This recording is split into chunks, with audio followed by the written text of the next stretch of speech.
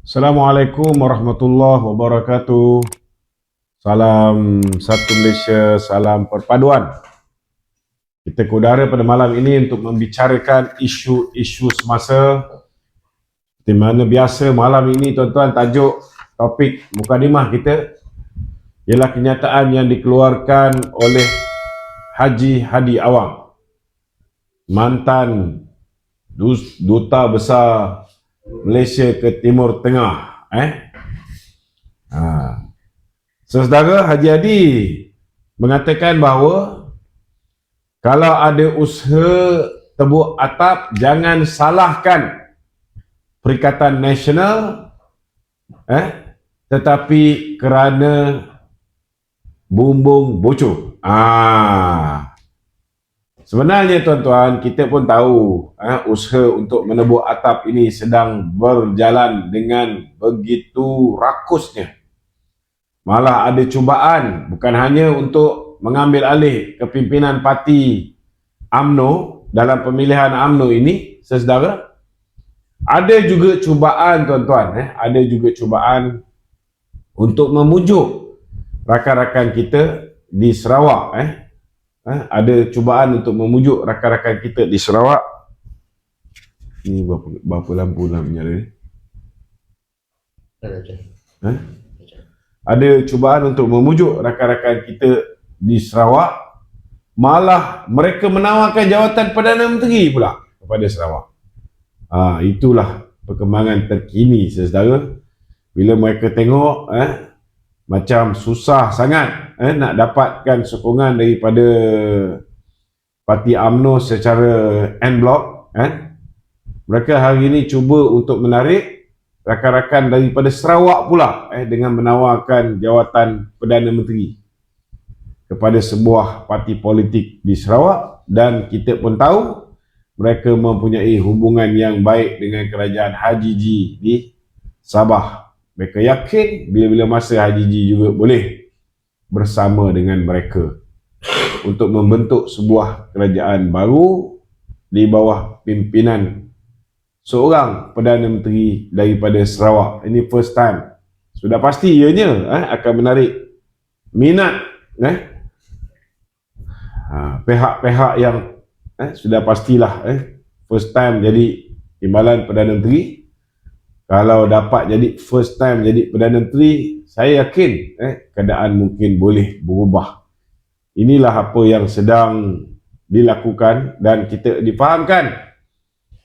Sudah ada juga daripada Barisan Nasional ini tuan-tuan, bukan lagi 10, sudah menjadi 12 orang yang mungkin akan menyokong usaha ini.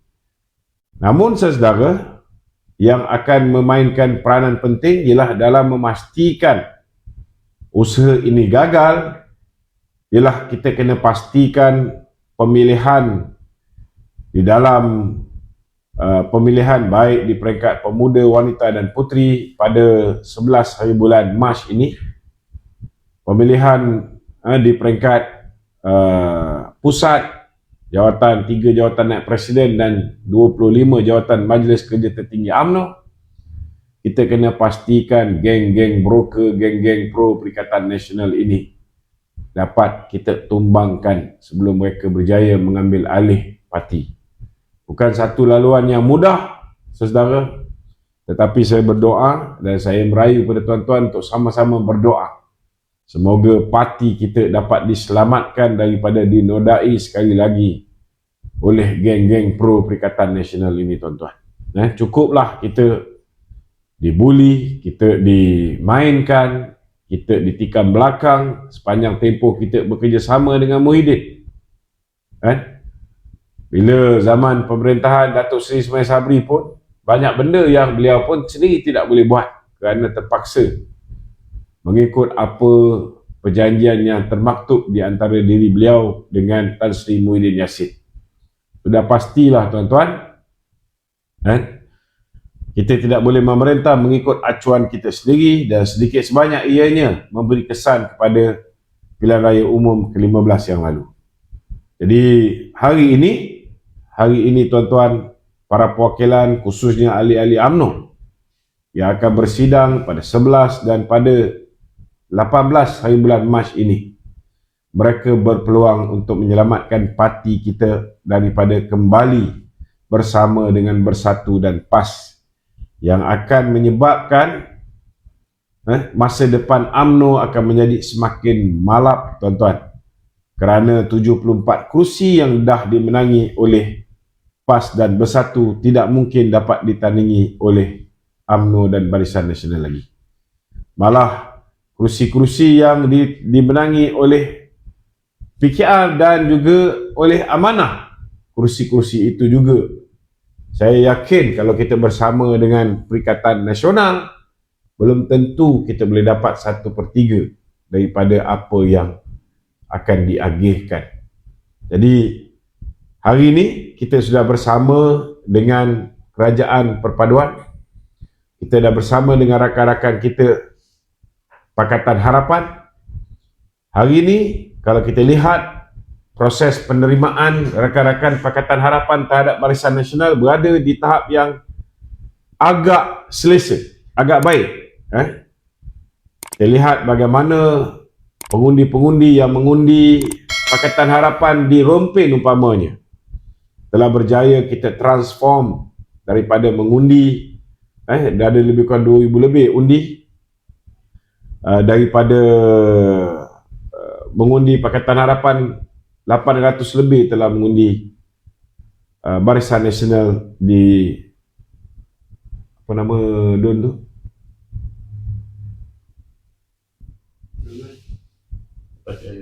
Tioman, di Tioman, di Don Tioman. Dan kita hanya menang 300 lebih. Maknanya kawan-kawan Pakatan Harapan telah menyumbang kepada kemenangan Barisan Nasional di Tioman itu sendiri. Namun kita lihat rakan-rakan penyokong-penyokong Barisan Nasional masih lagi perlu kita usaha untuk memastikan mereka ini juga boleh menerima sahabat-sahabat daripada Pakatan Harapan. Kita tak boleh satu hala, tuan-tuan. Dia mesti kerjasama itu dua hala. Dan kita harap selepas pemilihan ini, kepimpinan UMNO di semua peringkat, khususnya di 6 buah negeri yang kita akan adakan pilihan raya kecil, pilihan raya negeri. Terutamanya di Selangor, di Negeri Sembilan, di Pulau Pinang, di Kedah, Kelantan dan Terengganu, tuan-tuan. Kita harap pemimpin-pemimpin dan akar umbi Barisan Nasional juga akan menjalankan usaha untuk meyakinkan pengundi-pengundi kita untuk menyokong sahabat kita Pakatan Harapan, dan kita harap rakan-rakan Pakatan Harapan juga meneruskan usaha mereka untuk meyakinkan pengundi mereka untuk menyokong calon Barisan Nasional. Inilah formula win-win situation ataupun formula menang-menang yang akan membenamkan hajat Perikatan Nasional untuk menguburkan Barisan Nasional. Kita memerlukan undi bukan Melayu, dan rakan-rakan Pakatan Harapan juga mengharapkan kita juga dapat deliver undi masyarakat Melayu untuk membantu kemenangan mereka. Saya yakin, tuan-tuan, walaupun tanggungjawab ini sangat sukar kerana orang Melayu sudah pun di brainwash sekian lama untuk membenci DAP, namun sekiranya usaha ini dilakukan secara konsisten, secara istiqamah, tuan-tuan, tidak ada apa yang mustahil, insya-Allah. Walaupun kita mungkin mengadakan pilihan raya sekitar bulan 6, bulan 7, mungkin bubar bulan 6, bulan 7 kita adakan pilihan raya. Namun ianya tidak semestinya sudah terlalu lambat, masih ada peluang. Kalau kita tak dapat semua pun, kalau kita dapat 4 negeri daripada 6 negeri pun, alhamdulillah. Tetapi sudah pasti target kita untuk dapat sekurang-kurangnya 5 buah negeri, tuan-tuan. Termasuklah negeri Terengganu. Kita harap gabungan Barisan Nasional dan Pakatan Harapan dapat menguasai kembali Terengganu, insya-Allah. Jadi itu mukadimah saya pada malam ni. Sesiapa yang ada sebarang persoalan, Bolehlah ajukan soalan anda di talian 011 35 95 4044 011 35 95 4044. Silakan. Assalamualaikum Datuk. Waalaikumsalam. Ya Datuk, merujuk tadi kepada usaha atap bocor Datuk. Okey. So selepas pembentangan belanjawan dan kerajaan perpaduan ditubuhkan Datuk, banyak kenyataan-kenyataan daripada pemimpin Perikatan Nasional yang beranggapan bahawa prestasi kerajaan perpaduan tak baik. Tambah lagi apabila belanjawan ni cadangan-cadangan populis seperti KWSP bersasar dan agenda Bumi Putera tak diangkat. So beliau rata-rata pemimpin Perikatan Nasional membayar. Bukan agenda Bumi Putera tidak diangkat. Mereka memainkan sentimen kononnya agenda Bumi Putera tidak diangkat. So apabila statement-statement yang dikeluarkan pemimpin-pemimpin tersebut membayangkan kekalahan kerajaan perpaduan yang di pihak yang akan datang. Walaupun pada masa mereka memerintah, dana wibawa yang sepatutnya diberi kepada Bumi Putera diberi kepada bukan Bumi Putera. Apa komen itu? Kalau kita tengok dari segi track record, kalau kita Barisan Nasional mudah, kita secara konsisten kita menjaga bukan hanya kepentingan orang Melayu, kepentingan Bumi Putera. Lebih 61 tahun kita memerintah. Kita juga menjaga bangsa-bangsa lain dengan cukup baik sepanjang track record kita. Dan kita lihat di bawah kerajaan pimpinan Datuk Seri Anwar Ibrahim juga, beliau menegaskan tentang bagaimana kita kena selesai dan atasi masalah kos sara hidup rakyat. Memang banyak dari segi peruntukan-peruntukan, bantuan-bantuan yang diberikan lebih mengutamakan golongan yang susah. Jadi di Malaysia ni saya nak tanya, golongan yang susah ni Melayu ke India ke Cina? Sudah pastilah majoriti yang susah itu bangsa Melayu. Cuma kita tak perlu sebut bahawa kita nak tolong orang Melayu yang susah. Itu beza dia. Pasal kita pun tahu pendirian Datuk Seri Anwar Ibrahim, anak Melayu anak dia, anak India anak dia, anak Cina pun anak dia. Cuma bila dia kata dia nak pastikan golongan yang susah ini dibantu dulu. Kita tengok contohnya 40 bilion kalau nak keluarkan duit KWSP ni. Memang betul dianya duit pencarum sendiri yang akan digunakan. Dan ianya akan membantu ekonomi negara. Bila kita inject benda ni, kita benarkan pengeluaran, sudah pasti yang banyak mengeluarkannya ialah orang Melayu juga. Jangan lupa, yang akan berhadapan dengan masalah hari tua, orang Melayu. Bagi saya terus terang saya cakap, Datuk Seri Anwar sebelum ini memang ada kenyataan-kenyataan yang beliau keluarkan nampak populis. Saya memang tak ada selindung-selindung. Saya cakap benda yang betul. Tetapi bila dia jadi Perdana Menteri, kita lihat kenyataan yang beliau keluar adalah kenyataan-kenyataan yang bertanggungjawab. Kalau dia fikir tentang sifat populis dia, contohnya lah, menurunkan harga minyak. Kalau dia fikir tentang populis dia pernah menjanjikan, walaupun bila dia menjanjikan itu ketika dia berada dalam Pakatan Harapan dan benda tu mungkin diletakkan dalam manifesto Pakatan Harapan dulu. Tetapi bila dia dah bersama dengan kita,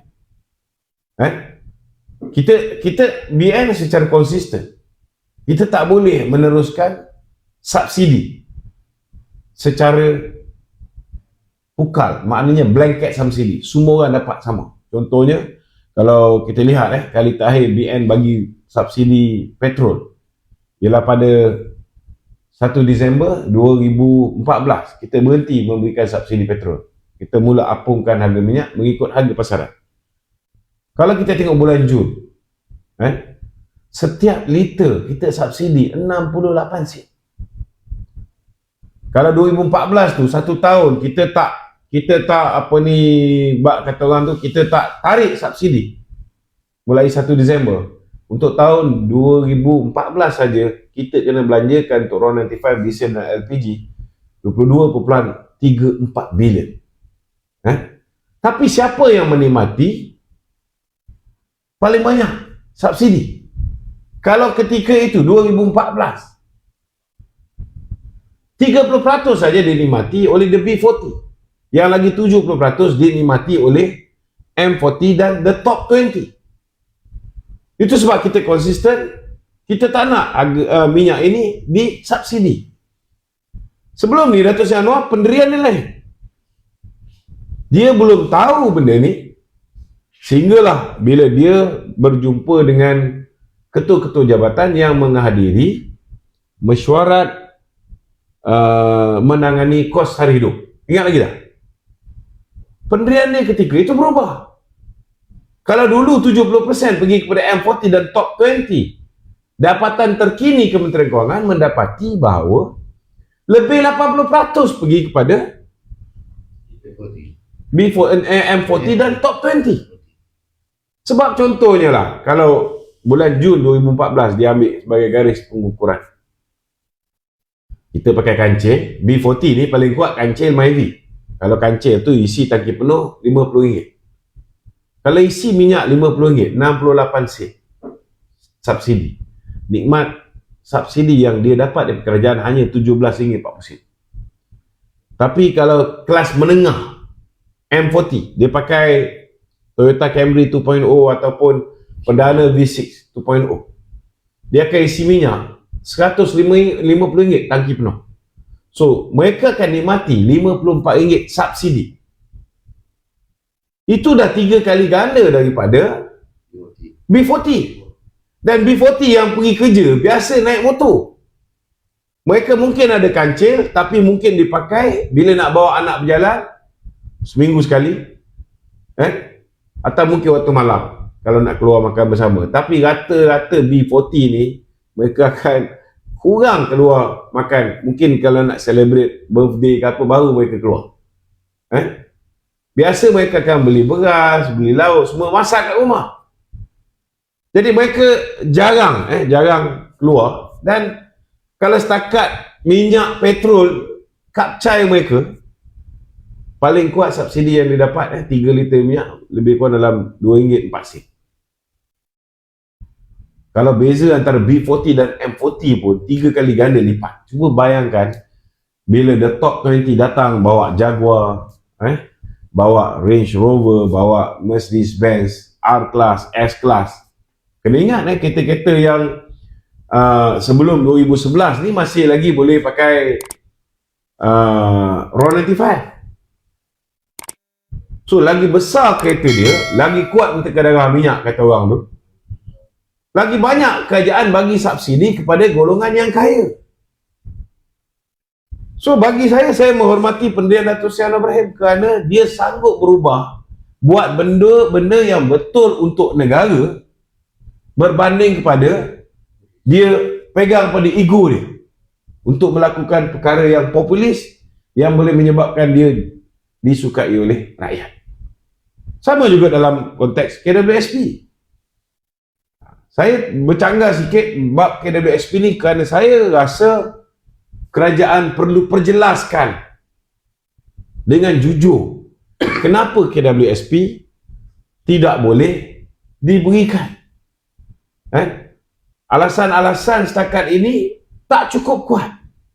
Kerana pencarum dia anggap itu duit dia. Mereka tak sedar bahawa bila mereka mencarum duit itu, tidak ada sebarang perjanjian bahawa duit itu tidak boleh dilaburkan.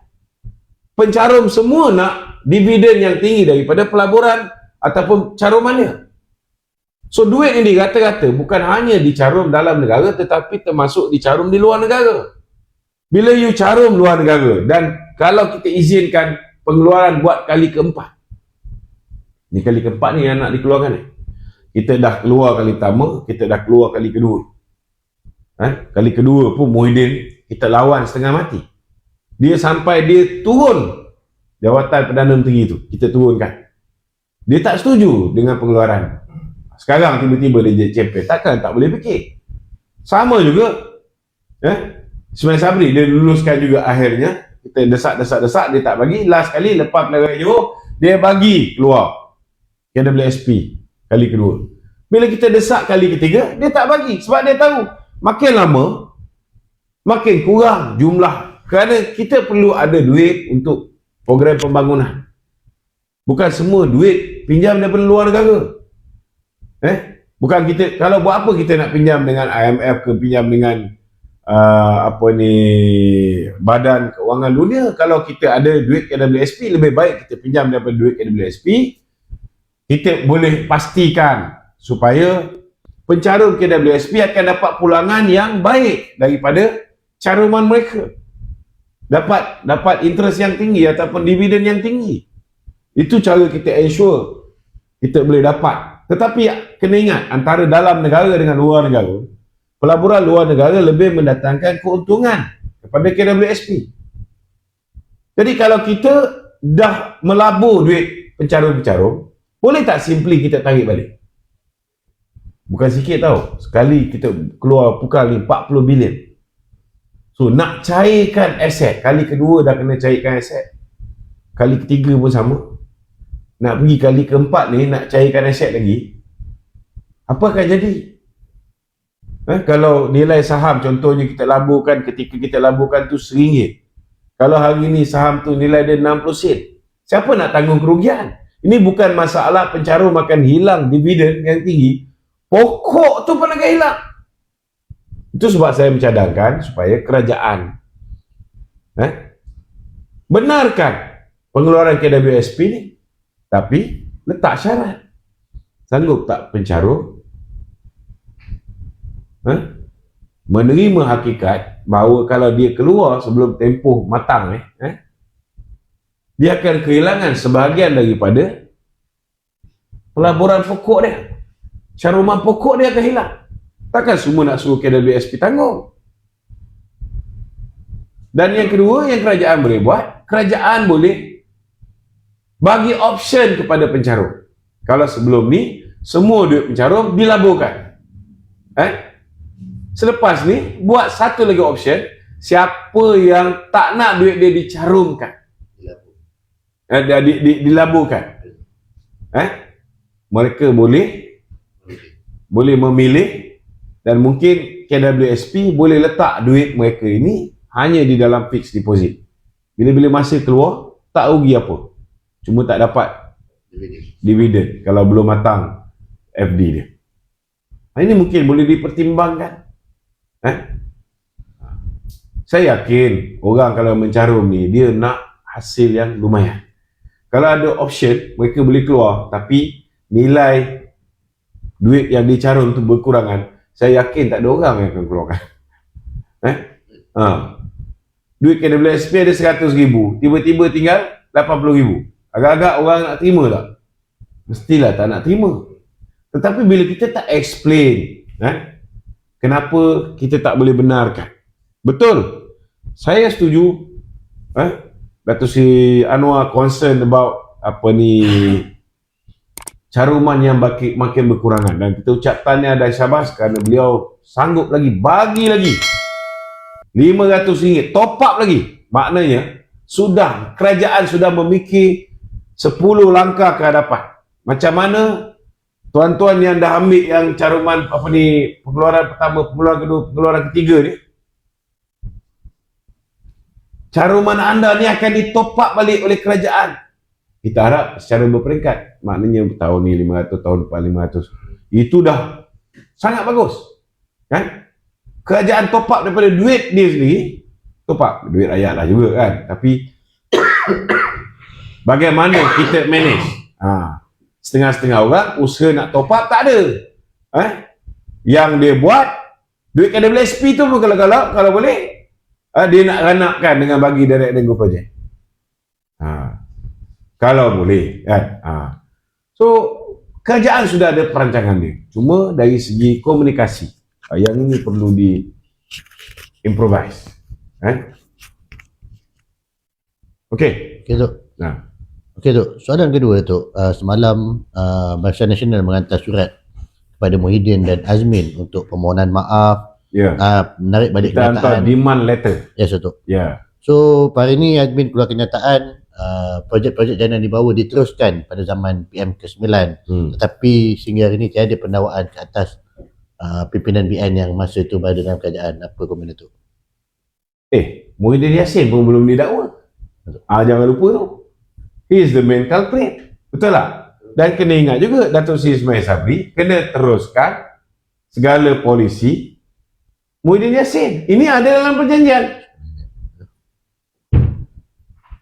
Perlu mengekalkan menteri-menteri di bawah kabinet Muhyiddin Yassin.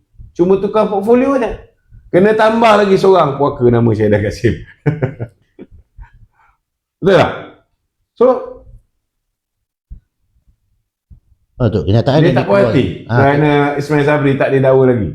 Betul Tok, kenyataan dia bagi tahu dia adalah salah satu strategi Pakatan Harapan Barisan Nasional untuk character assassin bagi menghadapi PRN yang akan datang. Character assassination. Dia macam ni lah. Sabar dulu cakap dengan Muhyiddin. Dia pun belum kena.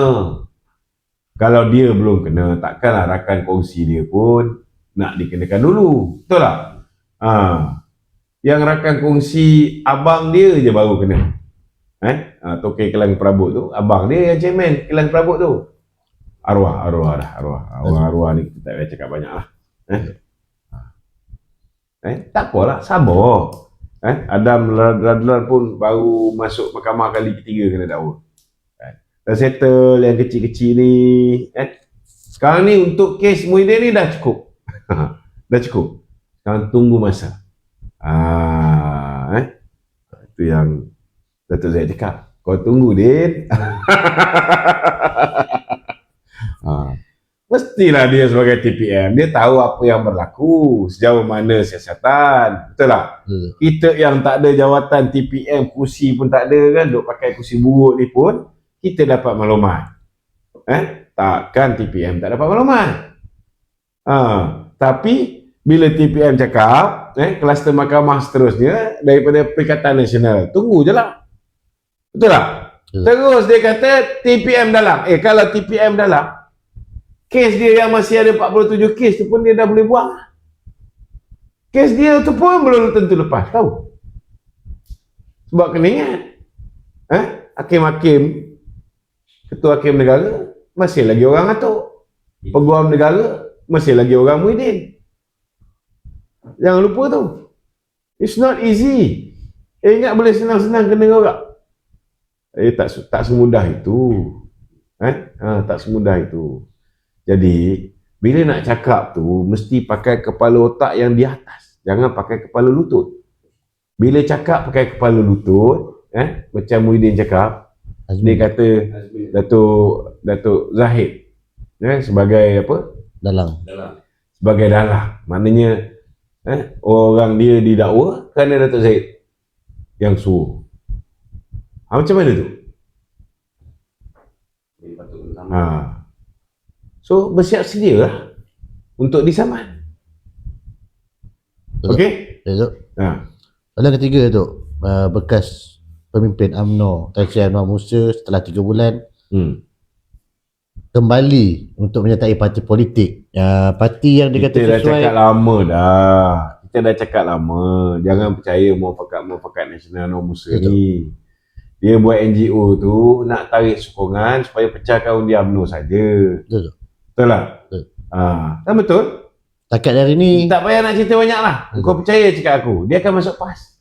Yang dah offer dia berjasa tu. Dia tak masuk berjasa. Apa kelas dia nak masuk berjasa? Kan? Yang dia akan masuk PAS. Aku percaya dia akan masuk PAS. Okey. Ya tu. Datuk Seri Ismail Sabri. Dia akan bertanding pilihan raya negeri Kelantan nanti. Dia akan bertanding pilihan raya negeri Kelantan. Saya percaya dia akan bertanding pilihan raya negeri Kelantan.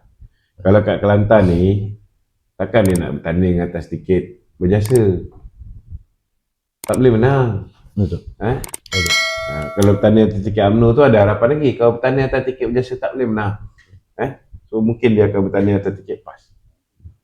Okey? Ya tu. PM9 dah tu minta pemilihan UMNO ditangguhkan sehingga keputusan RS dikeluarkan. Ini masih tak move on. Sebelum ni kita ingat dia nak pencen. Jadi lepas ni kalau kita jawab dia jangan marah lah. Sebab dia kata dia tak pencen. Dia kata bila saya kata saya nak bersara. Tak apa lah.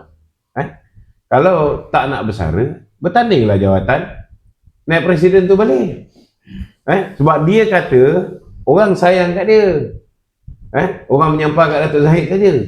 Jadi kalau betul lah orang menyampah kat Datuk Zahid, orang sayang kat dia, dan kita kalah ni bukan kerana dia poster boy, kita kalah ni dia kata apa? Kerana orang confuse.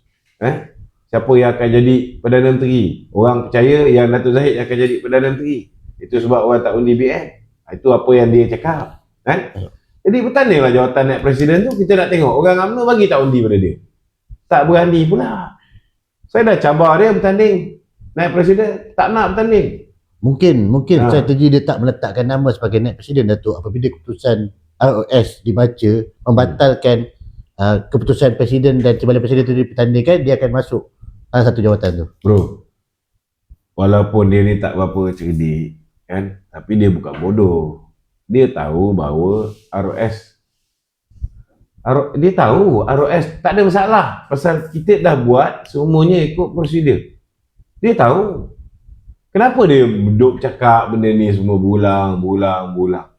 Dia nak create kebencian terhadap tim presiden, itu je. Sebab hari ni kita ada pasukan yang bersama dengan kepimpinan parti. Bersama dengan kepimpinan parti maknanya bersama dengan sebuah pasukan yang sudah pun memutuskan kita akan meneruskan bersama dengan Datuk Seri Anwar Ibrahim sebagai Perdana Menteri. Satu lagi kumpulan, mereka ni tak nampak masa depan kalau Anwar terus menjadi Perdana Menteri.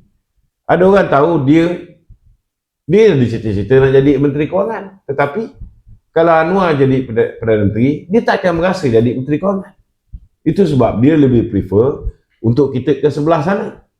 Kalau kita ke sebelah sana, tak ada orang yang boleh manage ekonomi ni, dia ada peluang untuk menjadi Menteri Kewangan. Ini kita kena faham. Ada setengah orang, dia dulu dia bertanding DUN, sekarang dia dah bertanding Parlimen. Dia dah dapat jadi ahli Parlimen, tapi tak dapat jadi menteri. Kalau kerajaan Anwar tak boleh bagi dia jadi menteri, dia patut memberi sokongan kepada kerajaan bersama dengan Muhyiddin. Ada peluang dia nak menjadi menteri. Ini kita kena faham juga. Betul. Betul. Ada orang dia kalah pilihan raya, tapi dia tidak dilantik menjadi senator. Jadi harapan dia, kalaulah berjaya menguasai UMNO ni, ditarik UMNO ni bersama dengan Perikatan Nasional, ada peluang dilantik senator, boleh jadi menteri balik semula. Ini kita kena faham.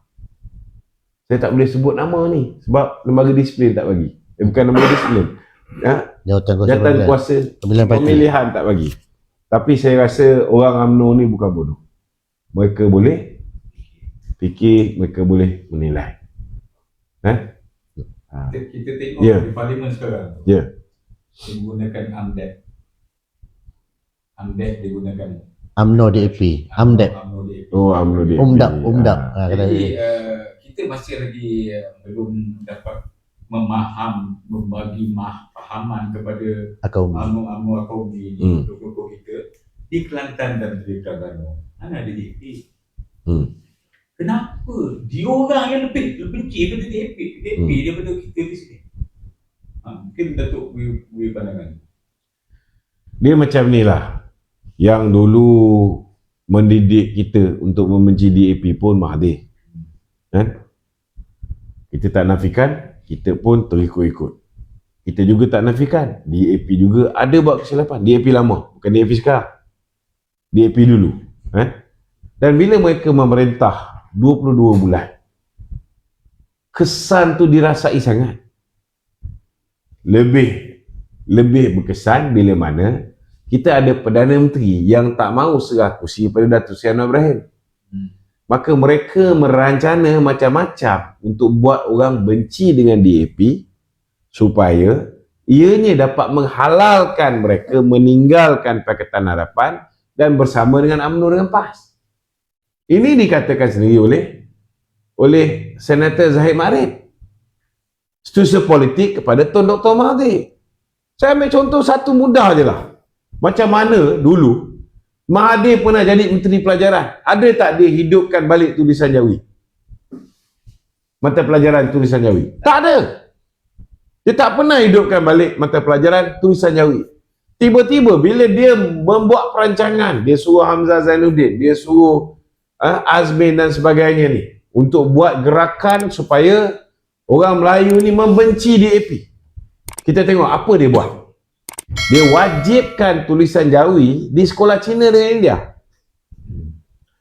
Sekolah Melayu pun dulu dia tak ada ambil inisiatif nak hidupkan balik tulisan Jawi. Tiba-tiba dia paksa sekolah Cina dengan India untuk Belajar.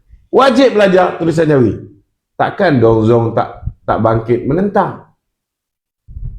Bila Donzong bangkit menentang, di situ dia boleh menyemarakkan api perkauman. Rakyat Malaysia bukan bodoh. Senang nak baca Mahathir punya politik pecah belah ni. Dan kita tak nafikan. Saya tak bimbang orang Melayu tak boleh terima DAP sekarang. Orang Melayu boleh terima DAP sekarang. Sebab DAP sekarang adalah DAP yang jauh lebih pragmatik berbanding DAP dulu. DAP sekarang sudah ada pengalaman berkuasa 22 bulan, last kali hilang kuasa. Bila hilang kuasa, kalau dulu zaman dia bersama dengan Muhyiddin, Lim Guat Eng pun tak kena dakwa. Tiba-tiba bila dia tak bersama dengan Muhyiddin, tiba-tiba dia kena pendakwaan bermotifkan politik. Takkan dia nak benda ni berulang? Betul tak? So, kita pun faham bahawa generasi baru DAP ni, mereka ni lebih mudah untuk, bak kata orang tu, asimilasi dengan kita orang Melayu. Dan saya yakin dengan tolak ansur antara kita dengan DAP pun bila kita tengok bila Ramasamy mengeluarkan kenyataan yang melampau sangat berhubung dengan isu berkaitan dengan penjawat awam Bumi Putra orang Melayu, kita lihat Anthony Loke sendiri mengecam tindakan. So dah nampak persefahaman tu dah mula ada. Saya tak bimbang rakyat khususnya orang Melayu menolak kerjasama kita ni, menolak kita ni kerana DAP sekarang. Tetapi saya bimbang kenangan silap, kenangan ketika DAP bersama Mahathir dan apa yang Mahathir buat untuk amplify buruk sangat DAP ni. Yang ini yang saya bimbang. Sebab memang perancangan Mahathir tu untuk burukkan DAP supaya satu hari nanti dia boleh tarik bersatu keluar. Selepas dia tunggang di DAP dan PKR, dia boleh tarik keluar dan membentuk kerajaan bersama dengan kita. Kita dah cakap awal lagi, memang Muhyiddin baik, Mahathir lagi lah. Kita tak boleh percaya. Memang tak guna satu sen dia orang ni. Tapi alhamdulillah lah, sekarang ni parti pun dah betul lah. Berada di landasan yang betul. InsyaAllah Kelantan Terengganu ni, saya rasa bila kita dah dedahkan tentang bagaimana rakusnya mereka ini sehingga memunggah kekayaan negara dengan melampau sehingga mampu bayar pengundi. BN memerintah 61 tahun. We can't afford to spend as much as what they spend. Whereby they only rule for a few years. Baru berapa bulan? 17 bulan je Muhyiddin ni. Tak sampai 2 tahun pun. Tapi kekayaan dia luar biasa.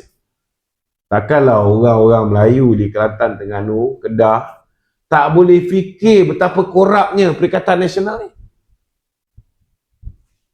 Saya yakin. Saya yakin. Pendakwaan yang dah dilakukan sekarang terhadap pemimpin Perikatan Nasional ni. Rakyat melihat kalau rasuah dia melibatkan bagi dah ada bukti macam marah, takkan semua yang calon-calon parlimen lepas khususnya dan bersatu tak terima dia serupa. Mana pengagihan duit tu semua diterima. Ini kita kena faham satu. Yang ada kuasa melulus projek mencadangkan, mengesyorkan nama-nama kontraktor yang ada kuasa, kebanyakannya di tangan Perdana Menteri. Bila dia dapat dana pilihan raya, dia agihkan, itu akan dinikmati secara saksama. Mungkinlah tak saksama. Mungkin daripada 100 juta yang dia dapat, 10 juta dana politik, 90 juta masuk poket. Itu sebab saya cakap yang masuk akaun parti ni celah gigi je. They will never put that money into the system. Only idiots do that. Dia orang takkan letak dalam akaun parti. So cerita tentang akaun bersatu gembur, money beku, tak ada apa. Tak ada apa. Maksimum pernah masuk pun tak sampai 300 juta. Sangat kecil. Bila akaun tu dibekukan pun, duit pun tak banyak macam tu. Yang banyak ni di luar sistem. Ada yang di luar negara. Dulu mungkin mereka mudah. Dia pakai sumbang airport je, private jet je. Dia bawa keluar duit ni.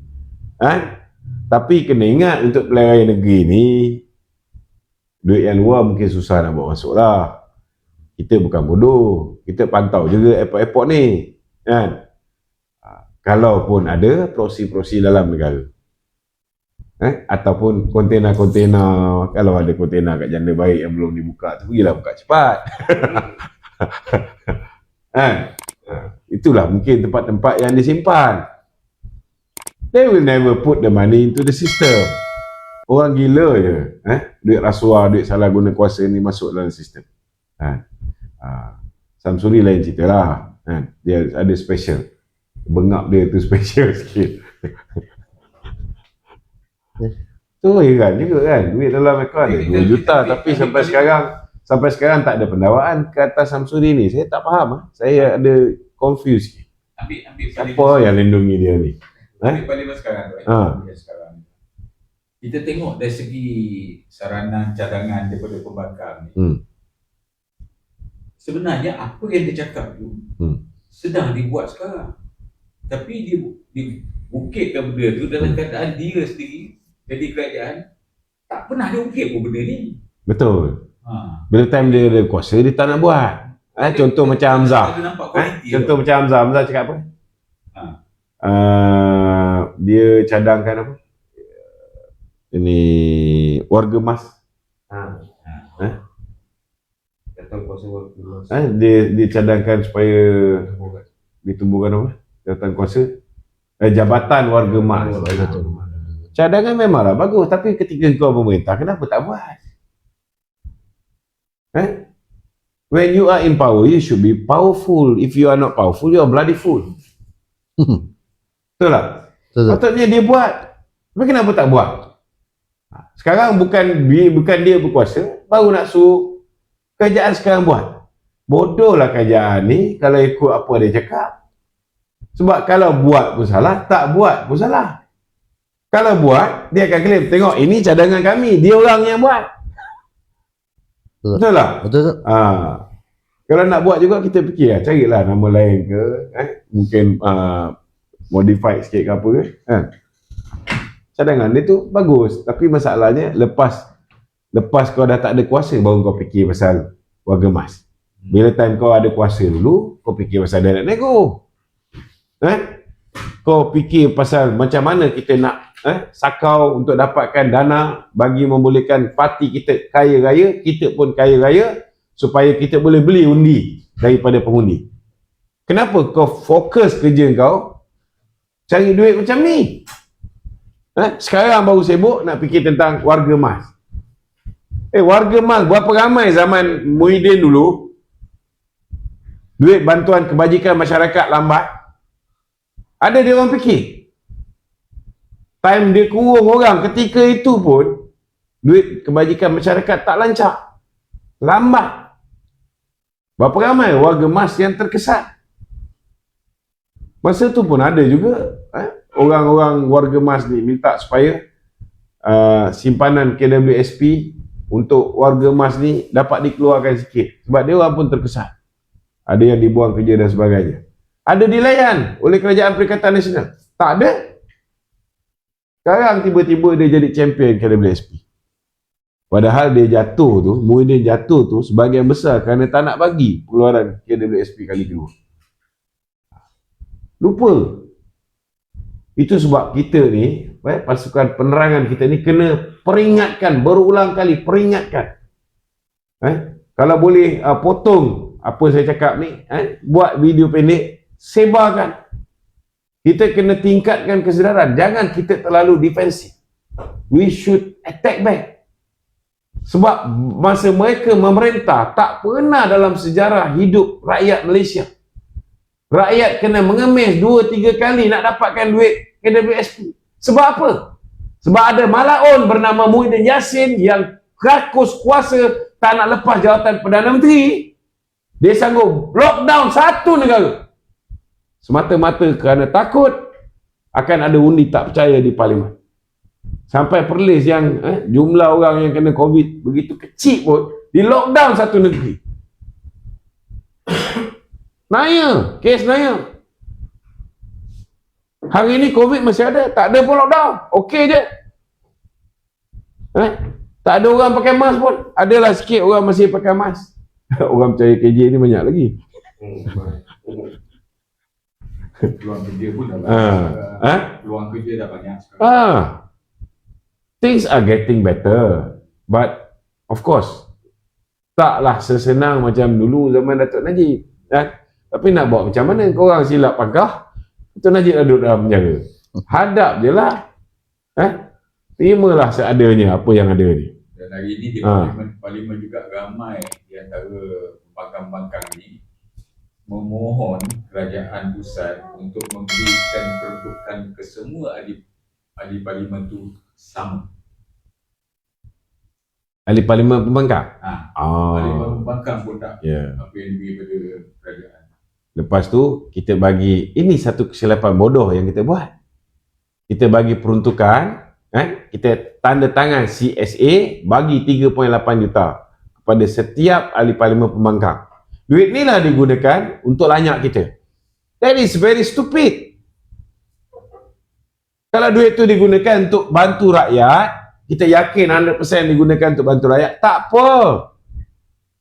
Itulah duit yang digunakan untuk kerjakan kita juga. Tapi nak kekal berkuasa, nak buat macam mana? Sekarang nasi dah jadi bubur, cakap pun tak guna. Sekarang macam orang tua tak tentu arah. Macam orang seril pun ada. Duk membebel, popek. Pemilihan dah, orang dah start kempen apa semua, suruh tangguh kan. Apa benda ni? Nak pencen ke tak nak pencen? Nak bersara ke tak nak bersara? Decide lah. Duk komplain kata, pemilihan Presiden Timbalan perlu diadakan apa semua. Move on. Orang tak dengar cakap kamu. Kamu naik Presiden dan bekas Perdana Menteri. Kamu kempen bermati-matian. Supaya orang perwakilan yang hadir itu tidak menyokong usul supaya Presiden dan Timbalan tidak dipertandingkan. Tapi lebih 90% perwakilan bangun, bukan setakat bangun, angkat tangan, sokong supaya jawatan Presiden dan Timbalan tidak dipertandingkan. Dia orang pun dah boleh bayangkan kalau dibenarkan jawatan Presiden Timbalan dipertandingkan, sudah pasti politik wang ni teruk. Sudah pasti teruk. Dia orang pun tahu. Bukan dia orang tak tahu. Dia orang tahu. Tapi nak buat macam mana? Hormatilah keputusan perwakilan. Perwakilan dah buat keputusan. Kalau kamu tak puas hati, kempenlah. Bantu calon-calon kamu ni, calon yang kamu taja ni, bantu mereka menang. Lepas tu nak buat undi tak percaya pada Datuk Zahid, buatlah. Kita nak tengok berjaya tak berjaya. Bukan semua ahli UMNO ni bodoh. Ahli UMNO duk perhati kamu punya perangai ni dekat 5 tahun tau. Dekat 5 tahun. Ahli UMNO pun tengok juga. Ketika kita kalah, siapa yang bersuara? Siapa yang duduk diam? Siapa yang dah masuk gua tiba-tiba jadi menteri? Siapa yang parti calonkan menjadi menteri, tak dapat jadi menteri, tiba-tiba orang yang tak ada dalam hierarki parti jadi menteri? Berapa ramai? Berapa ramai?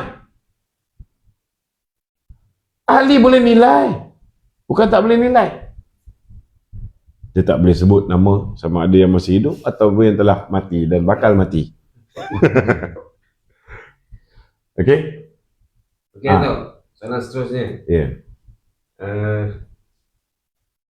Kemarin IPIC dan AEBA PJS mengumumkan akan mengembalikan USD 1.8 bilion, iaitu bersamaan dengan 8.06 bilion kepada 1MDB. Ya. Jadi sekarang ni kita tahu bahawa Datuk Seri Najib, Tan Sri Irwan dituduh kononnya terlibat menggelapkan duit 6.6 bilion. Padahal ianya satu pelaburan yang telah dibuat di mana kita buat kepada Aba Epic. Dan Datuk Seri Najib telah menandatangani penyelesaian. Dan alhamdulillah hari ini penyelesaian ini telah membuahkan hasil. Kalau duit tu dicuri, duit 6.6 bilion tu hilang. Tapi duit tu bukan setakat tak dicuri. Duit tu dah dibayar kepada Aba IP. Dan apa ni, bila Aba IP buat settlement, dapat lebih pula. Ada surplus. Tak tahulah tolak dengan interest apa semua nanti berapa yang baki yang tinggal. Persoalan dia, apa yang dituduh ke atas Datuk Seri Najib terang-terang merupakan pendakwaan yang berniat jahat. Kita tunggulah, benda ni masih bicara, kita jangan cakap banyak, kita biarkan mahkamah memutuskan. Settlement yang dibuat ini sudah pasti jelas membuktikan bahawa duit itu telah pergi ke Aba IP. Masalahnya Aba IP ni dia ada Kadim Al-Qubaisi dan Muhammad Abadawi. Contohnya lah YMDB, ataupun kita contohnya kita beli rumah. Kita beli rumah dengan Azman. Azman ada anak nama Nabil. Azman kata kita beli rumah 1.8 juta. 1 juta masuk dalam akaun aku. Kita pun masuk. Yang lagi 1 juta lagi nak masuk mana? Dia kata masuk dalam akaun Nabil. Kita cek siapa Nabil ni. Sama juga Aba IP instruct kita untuk hantar duit tu sebagainya masuk dalam akaun Aba BVI. Aba British Virgin Island. Bila kita cek ada nama Kadim Al-Qubaisi dan Muhammad Abadawi, CEO dan Chairman Aba IP. Itu sebab tak boleh kata kita yang salah, sebab yang menyeleweng ialah kaki tangan Aba IP. Itu sebab Aba IP mengambil responsibility tu dan dia membayar kepada kita. Ini kena faham. Orang tak faham, dia cakap semua Datuk Najib sapu. Okey? Soalan tu.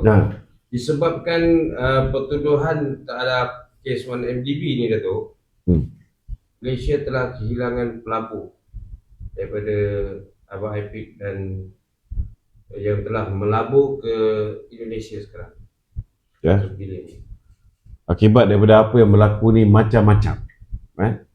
Bukan setakat tu, bila Latifah Koya menjadi menteri, menjadi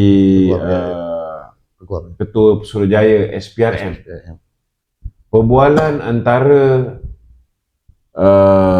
putera mahkota UAE atau silap? UAE kan? Juga didedahkan. Rosaklah.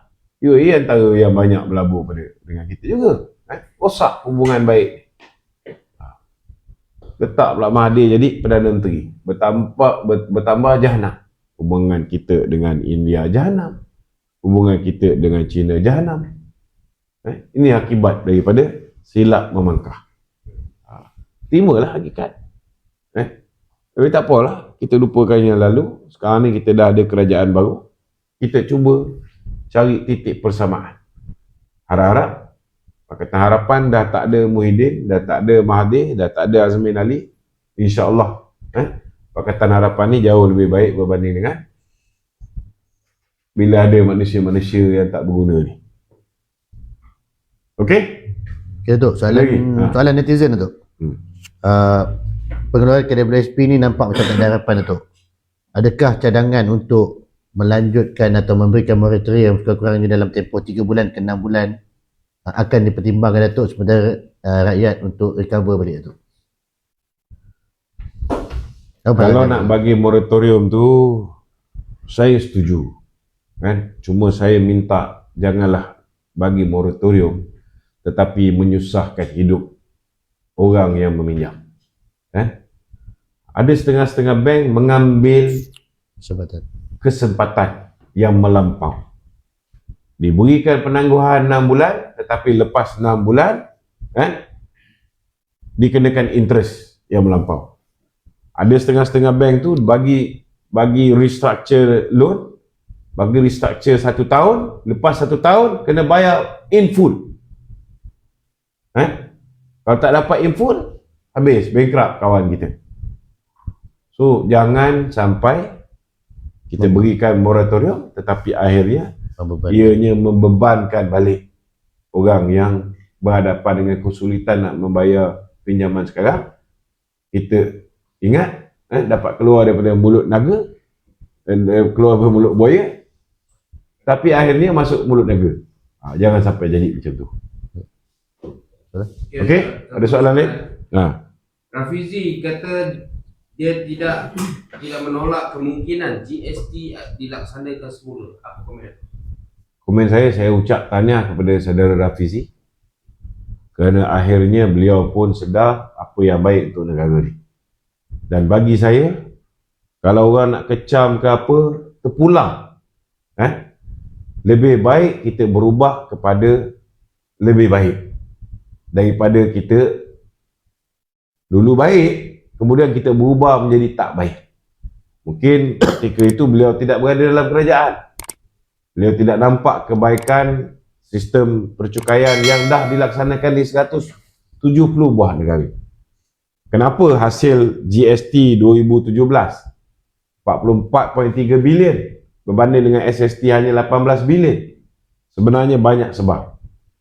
Pasaran gerak yang dulu berniaga tak declare semua tax, 30% ekonomi gelap ni kembali jadi terang bila ada GST. Sebab cukai yang dia bayar dia boleh claim balik.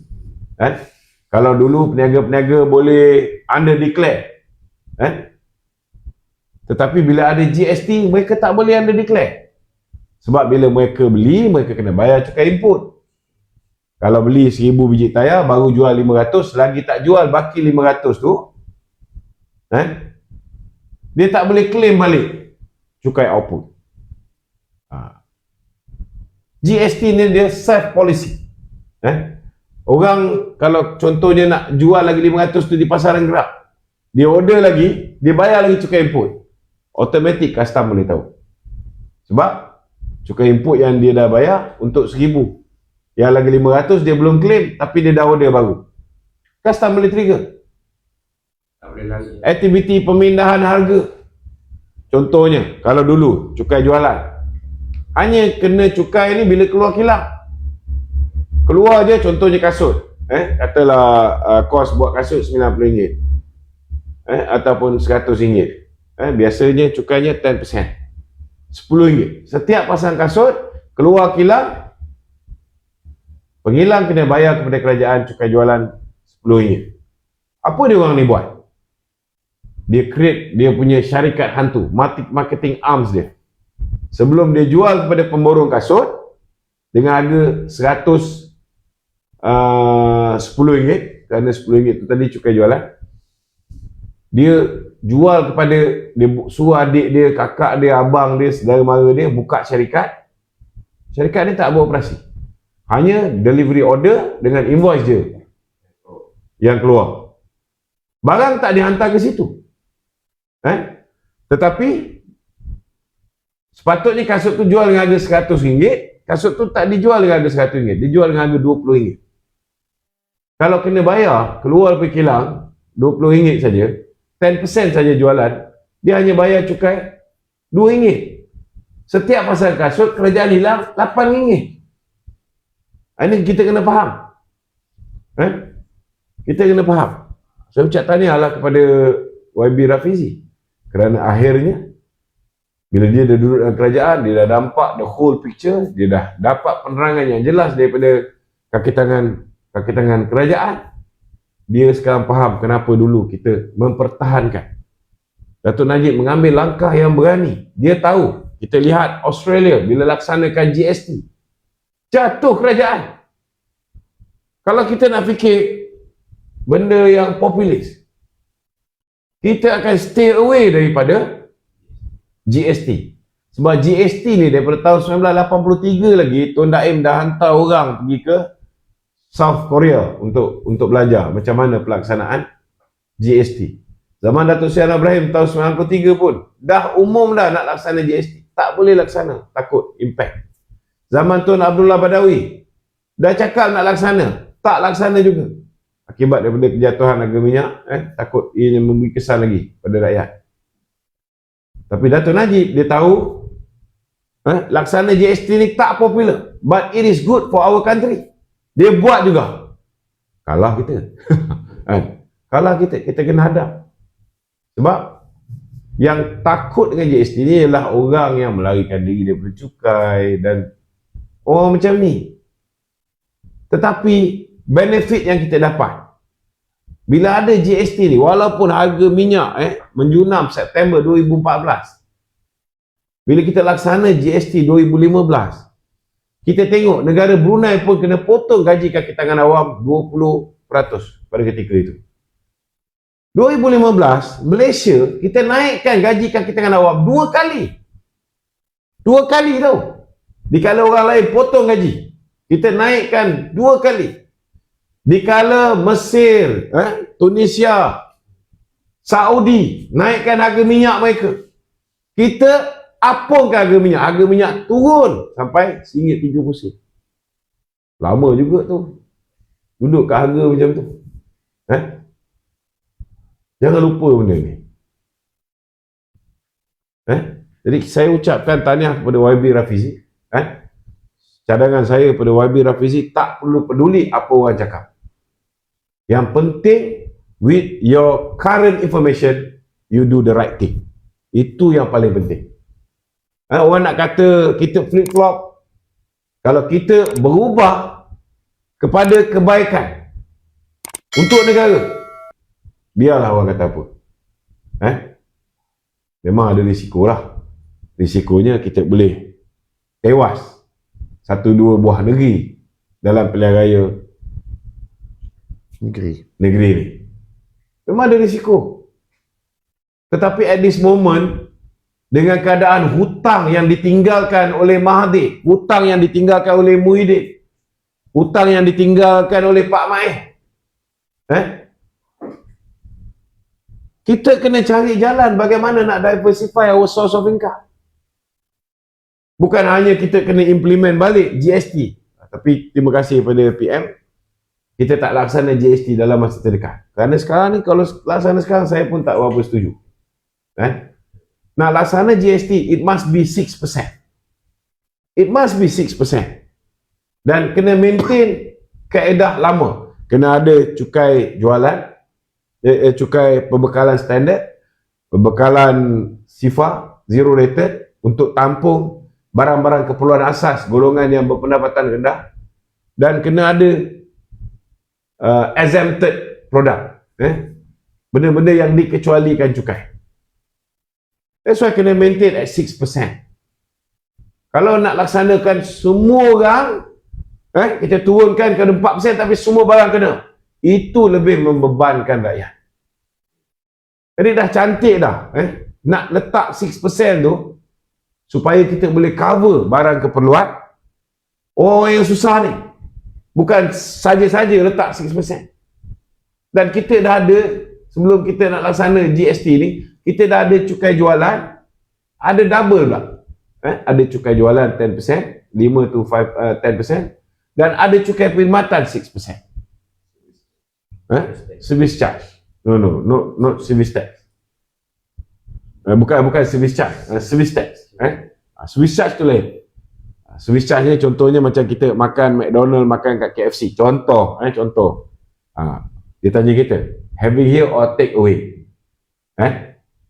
Kalau orang tak faham, sebenarnya dia nak beritahu, kau nak bayar lebih ke kau nak bayar kurang? Kalau kau cakap having here, kau bayarlah lebih 10%. Tapi kau dapat pinggan. Pinggan tu bukan kau yang basuh. So you got to pay for that service. Tapi kalau kau cakap take away, aku kalau pergi KFC aku akan cakap take away. Sebab aku tahu dia 10% service charge tak payah bayar. Tapi kena ingat, kau tak bayar service charge, bila kau makan, kau tak dapat pinggan, kau dapat kertas. Bila kau dapat kertas, make sure lepas kau makan, kau bersihkanlah meja tu. Jangan kau suruh orang yang kau tak bayar servis dia, kau suruh dia bersihkan. Tak patutlah. Jadi kemas meja tu bersih, letak dalam tong sampah. Kena ada adab lah, kan? Okey? Okay, satu lagi lah tu. Tengok pada tak pernah berlaku. Sekarang ni semua penanam padi, pesawat-pesawat dapat 30% hang daripada Penas. Itu kita ucap terima kasih kepada PM10 kerana ini inisiatif dia sendirilah. Dia yang berunding dengan Syed Mokhtar, dan kita pun ucap terima kasih kepada Tan Sri Syed Mokhtar kerana sanggup untuk kongsikan 30% daripada hasil dia untuk dikembalikan kepada pesawat padi. Ini satu inisiatif yang baik.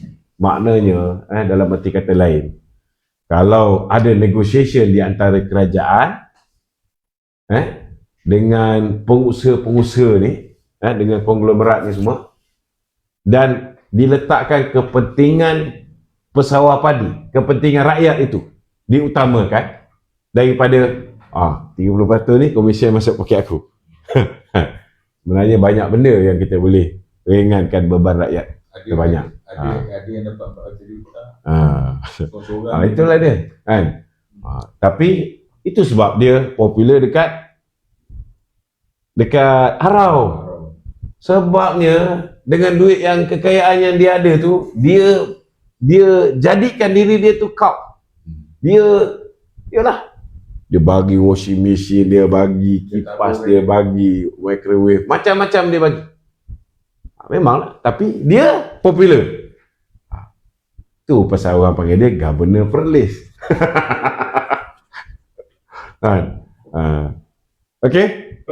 Ada lagi? Orang tanya tu, soalan dia masak tu Dia tanya hari ni hari terakhir yang JR untuk Datuk Seri Najib. Dan keputusan tu akan keluar sebelum 31 bulan. Keputusan akan keluar sebelum 31. Kemungkinan besar dalam 21, 23 macam tu lah. Jadi soalan dia ni, bulan 3. pada pandangan Datuk, macam mana agak Datuk pandang JR ni tu untuk Datuk Najib? Kalau saya komen, saya akan kena contempt of court, kan? Tapi saya konsisten selagi tak tukar Tengku Maimun, tidak pilih Ketua Hakim Negara melalui proses perundangan, melalui proses cadangan daripada JEK, selagi itu tidak ada keadilan dalam bumi Malaysia. Selagi tak tukar Penguam Negara yang dilantik oleh Muhyiddin Yassin, selagi itu kita tidak akan dapat keadilan dalam negara ini. Itu je lah. Nasib baik SPRM bukan lagi Latifah Koyak. Nasib baik IGP bukan lagi Hamid Badu. So at least you got to settle this too. Okay? Datuk gitu. Ada yang banyak tak faham ni tu tentang pemilihan UMNO ni. Soalan dia, boleh ke buat perjumpaan ataupun pengenalan calon ni tingkat negeri ke, tingkat bahagian ke, boleh ke tak boleh? Kita boleh buat pengenalan calon rasmi. Pengenalan calon rasmi Yang dibuat oleh Perhubungan Negeri dan UMNO bahagian-bahagian. Untuk calon bahagian-bahagian takkan nak buat daripada kat negeri. So UMNO bahagian kena buat, panggil semua calon. Personal. Tak ada berucap tau. Tak ada berucap. Nak berucap, macam ni lah. Dia ada yang berucap macam mana tu? Itu salah sebenarnya. Banyak. Salah. Sebab kebenaran khas yang diberikan oleh jawatan kuasa pemilihan UMNO ialah berkempen melalui media elektronik, media sosial, tak dinyatakan pun media cetak. Media elektronik dan media sosial. Kalau siapa ada stesen TV, tak ada masalah. Okey? Jelas Okey? Jadi saya minta sahabat-sahabat minta tolong share live kita pada malam ni. Kalau malas nak share, tolong ambil nombor telefon khusus untuk WhatsApp group saya. Ini saya tak reply apa-apa mesej daripada nombor ni 013-838-7038. 01-3838-7038. 01-3838-7038. Save nombor ni, masukkan nombor saya ni dalam grup WhatsApp tuan-tuan. Tak kira lah grup kampung ke, grup rumah ke, masjid ke, keluarga ke, supaya saya boleh salurkan maklumat dalam grup ini setiap hari insyaAllah. Sekian, Assalamualaikum warahmatullahi wabarakatuh.